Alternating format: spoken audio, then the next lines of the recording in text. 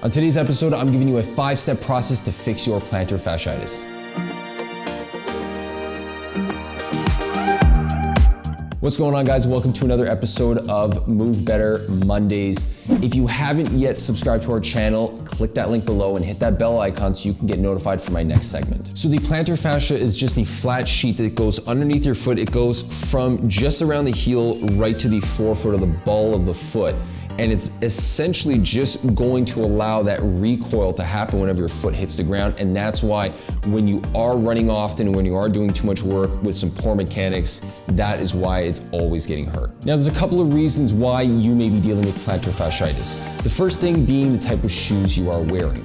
Now, a lot of the shoes that we are being sold today don't have the flexibility and maneuverability that our foot has. So we're basically limiting the way our foot is feeling when it hits the ground. That signal is not being sent up to the hip properly, and that is really causing a lot of biomechanical issues. The second thing could be an elevated body weight. I have mentioned this before in a couple of episodes. If you want to check that out, you can click the link above. The third thing could be a simple biomechanical restriction, meaning your ankle could be restricted, your knee could be restricted, or even your hip could be restricted, and that could be causing an excessive wear leading all the way down to the foot, which is going to lead into that inflammation and that problem. So the goal with this entire process is going to be to increase the movement at the ankle and the foot, increase the quality of the muscle tissue surrounding your foot, essentially the calf and the muscles underneath your foot. And third, improve your stability of your foot so that when you hit the ground, you are sending the right signal back up to your hips so that the right muscles can fire and you can reduce the pressure on the foot. So the first thing you're gonna do is start by foam rolling the calf. Now, the calf is a big muscle that does a lot for supporting you during your runs. It's absorbing a lot of pressure and it's just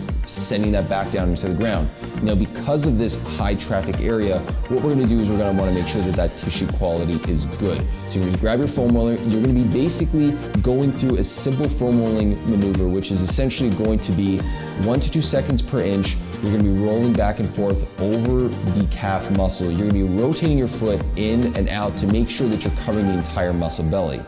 If you want to see a more complex and more thorough explanation of foam rolling, you can click the link above where I go through an entire lower body foam rolling routine. The second thing you're going to do is grab a lacrosse ball and you're going to roll the bottom of your foot. The reason why you want to roll the bottom of your foot, as I've mentioned, that's going to be the highest traffic area for running, because all of that pressure and that stored up energy is going right underneath your foot, and that's where the majority of your pain is going to be. So you're going to take the lacrosse ball, put your foot on top, you're going to be standing up for this.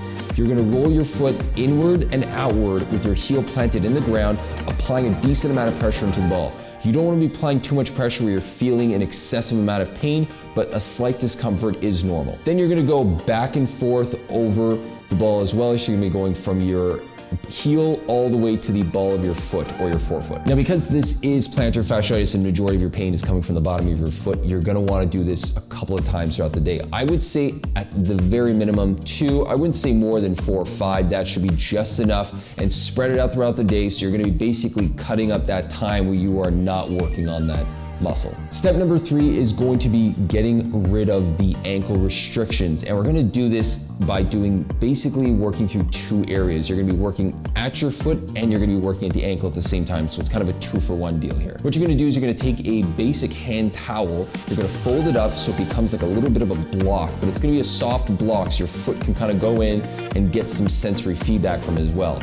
What we're gonna do is we're gonna place it underneath the big toe and the forefoot of the big toe, and that's gonna basically lift that front portion of your foot, creating enough of a stretch that we're gonna get some sensory feedback. As it stretches, it's gonna wanna snap back and recoil, and that's what your foot should be doing. We're gonna rotate our body, driving our knees over the big toe. We wanna make sure that we're going over the big toe, not towards the outside and not far in where you're collapsing over your foot. You wanna go straight over the big toe and follow that 9 nice and tight. Doing this is gonna open up the ankle, and it's also gonna allow your foot to start moving properly. So I would probably want to do this about 2 to 3 times a day as well. And don't worry about memorizing all these numbers. It's going to be written down in the description below. Step number 4 is going to be strengthening the muscles. So the first exercise we're going to be using for strengthening is going to be balancing on that foot. We're going to be doing a halo. So you're going to be standing on one foot.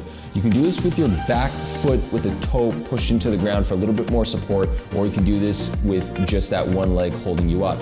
You're going to get into an athletic stance, which is basically a quarter squat position, you're gonna be taking a plate, a 5-pound plate should be fine, and you're gonna be rotating it around your body, and you're gonna do this 10 times in one direction, 10 times in the other direction, and then switch legs.